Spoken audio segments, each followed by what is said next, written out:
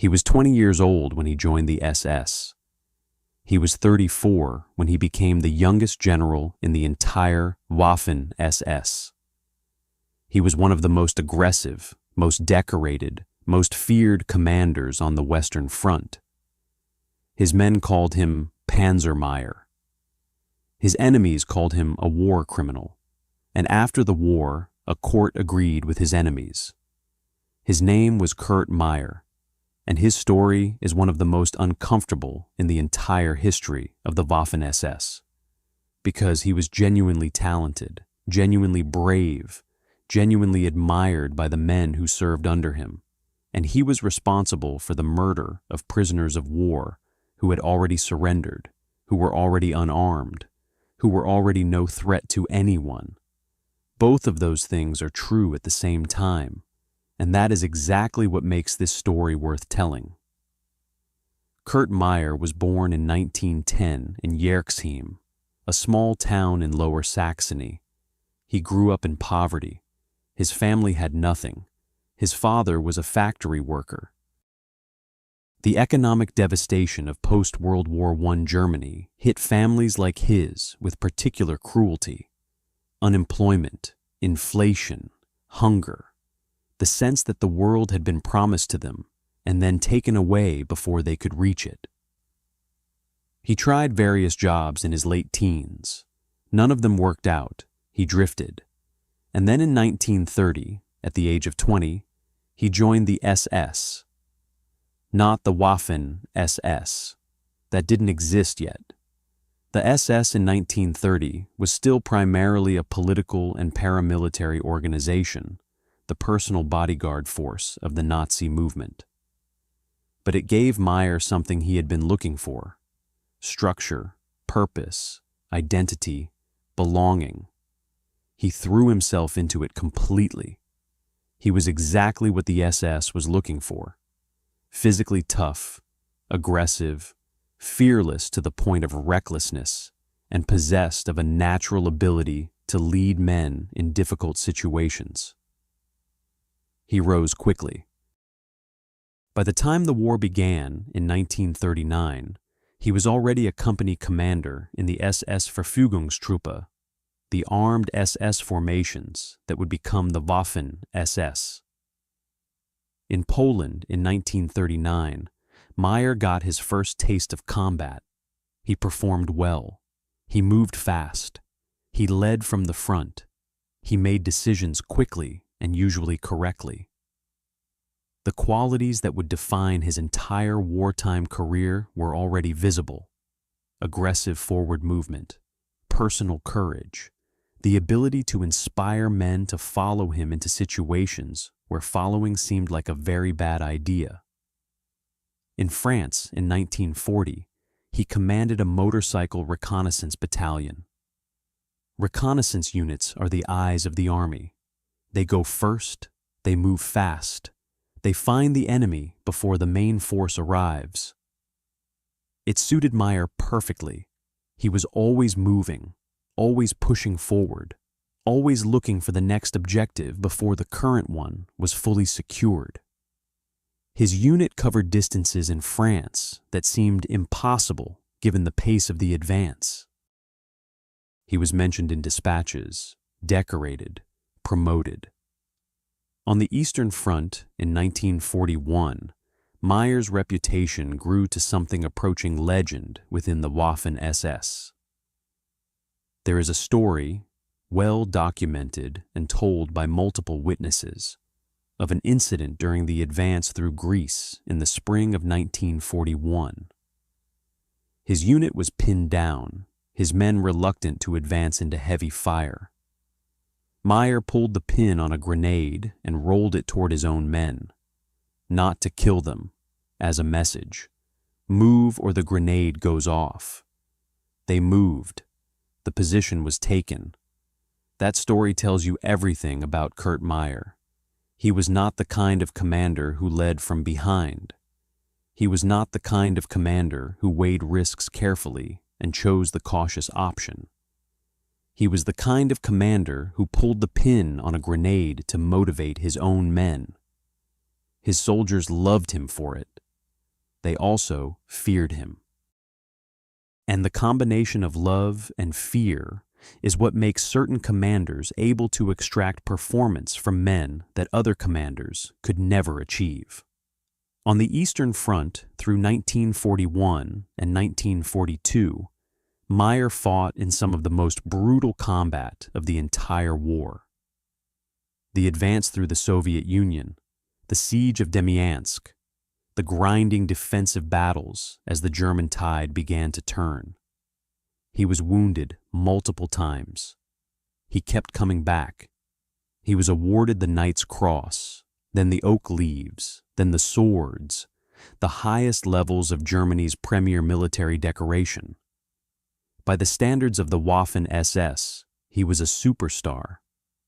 By 1944, Meyer commanded the 25th SS Panzer Grenadier Regiment of the 12th SS Panzer Division, Hitlerjugend, the Hitler Youth Division. This was a formation built almost entirely from teenagers, boys born in 1926, who had grown up with Nazi ideology as the only worldview they had ever known. They were fanatical, physically fit, completely indoctrinated, and in Meyer's hands, extraordinarily effective fighters. And then came June 6th, 1944. D-Day. The Allied landings in Normandy were the beginning of the end for Germany in the West. Thousands of ships, tens of thousands of men, the largest amphibious operation in history. The Hitlerjugend Division, including Meyer's regiment, was ordered toward the coast to counterattack the landing forces and drive them back into the sea. They didn't drive them back into the sea, but they fought with a ferocity that shocked even veteran Allied soldiers. The fighting in Normandy in June and July 1944 was some of the most brutal of the entire Western campaign. The bocage countryside, the dense network of hedgerows and sunken lanes, turned every field into a fortress, every farm into a strong point. Men died in huge numbers on both sides for ground that measured in hundreds of meters. It was in this context, in the first days after the Normandy landings, that the murders happened. On June 7th and 8th, 1944, the day after D-Day, Canadian soldiers from the North Nova Scotia Highlanders and the 27th Canadian Armored Regiment were captured by elements of the 12th SS Panzer Division Hitlerjugend. These were men who had fought, been captured, surrendered. They were prisoners of war. Under the Geneva Convention, under the laws of war that both sides had formally agreed to, they were protected. They should have been disarmed, processed, sent to the rear. Instead, they were shot. At least 156 Canadian prisoners of war were murdered by soldiers of the Hitlerjugend Division in the days following D-Day. Some were shot at the Abbey d'Ardennes, the medieval monastery that Meyer had established as his regimental headquarters. Some were killed at other locations in the division's area of operations. The murders were not the act of one soldier or one small unit in one isolated incident. They happened across multiple locations over multiple days. Kurt Meyer was at the Abbey d'Ardennes. He was in command. The question that would define the rest of his life, and that historians still debate, is exactly what he knew, what he ordered, and what he could have stopped. The evidence gathered after the war indicated that at least some of the murders at the Abbey d'Ardennes happened in Meyer's presence or within his direct knowledge. Witnesses testified that prisoners were brought to the Abbey, that Meyer was there, and that the prisoners were subsequently killed. Meyer denied ordering the killings. He denied witnessing them. He claimed he had given clear orders that prisoners were to be treated correctly. What is not in dispute is that he was in command. What is not in dispute is that the killings happened at his headquarters and across his area of command. What is not in dispute is that 156 Canadian soldiers who had surrendered were murdered by men under his command in the days after D-Day. Meyer continued fighting through the summer of 1944. In September 1944, he became commanding general of the entire 12th SS Panzer Division Hitlerjugend. At 34 years old, the youngest divisional commander and the youngest general in the Waffen-SS, his division continued fighting with the same ferocity it had shown in Normandy, through the Falaise pocket where German forces were catastrophically encircled, through the retreat across France and Belgium, into Germany itself. He was captured by Belgian partisans in September 1944, escaped, was recaptured by American forces. He spent the remainder of the war as a prisoner.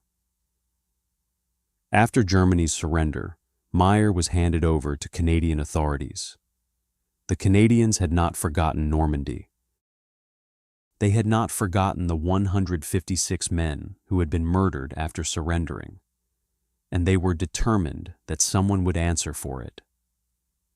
Meyer was tried by a Canadian military court in December 1945 in Aurich, Germany. The charges were war crimes, specifically responsibility for the murder of Canadian prisoners of war. The trial was serious, the evidence was substantial, and the verdict was guilty. Kurt Meyer was sentenced to death by firing squad. And then something remarkable happened. The Canadian officer who reviewed the sentence, Major General Christopher Vokes, commuted it to life imprisonment. His reasoning was that while Meyer was responsible as a commander, the evidence that he had personally ordered the killings was not conclusive enough to justify execution. He was guilty of failing to prevent the murders and of commanding the force that committed them. But the direct order, the smoking gun that would have made the death sentence completely unassailable, was not definitively established. Meyer went to prison, first in Germany, then transferred to Canada, where he was held at Dorchester Penitentiary in New Brunswick. He was a model prisoner, disciplined, organized, maintaining the bearing of a military officer even behind bars. He corresponded with former comrades, wrote his memoirs, maintained his position that he had not ordered the killings. In 1951, he was transferred back to a prison in Germany. In 1954, after serving less than 10 years, he was released. He was 44 years old.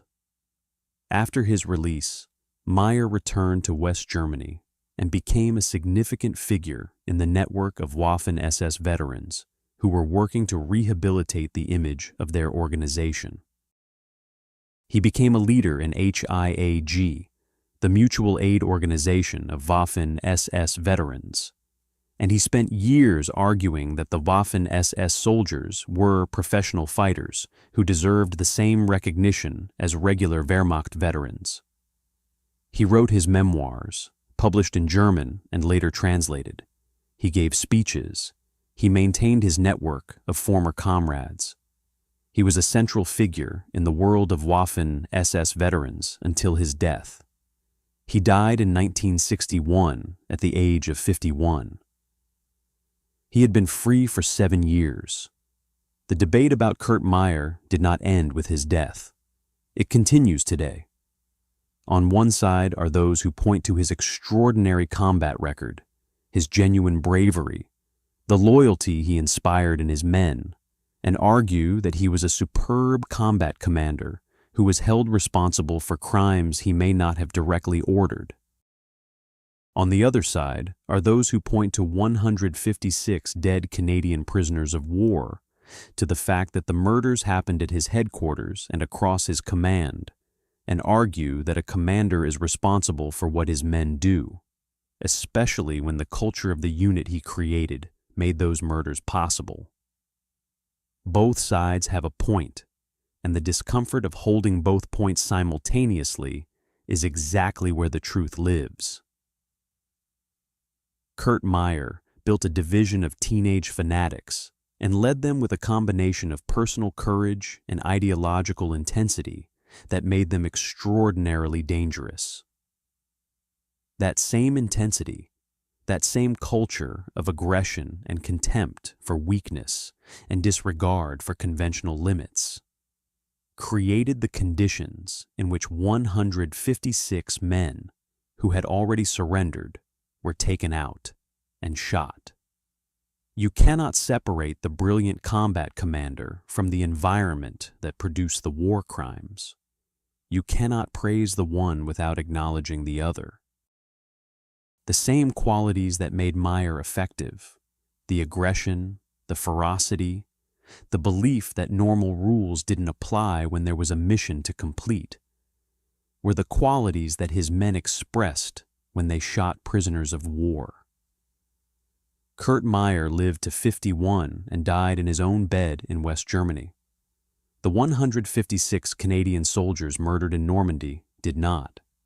That is the story of Meyer, Panzermeyer, the youngest general in the Waffen-SS, a war criminal who escaped the firing squad and spent 7 years in prison for the deaths of 156 men who were already unarmed when they were killed. Not a clean story, not a simple story, but a true one. And the men who died at the Abbey deserve to have it told. Thank you for watching. If this video gave you something to think about, hit the like button. It helps this channel reach more people and for stories like this one that genuinely matters. Subscribe because we cover these histories every single week and we never look away from the difficult parts.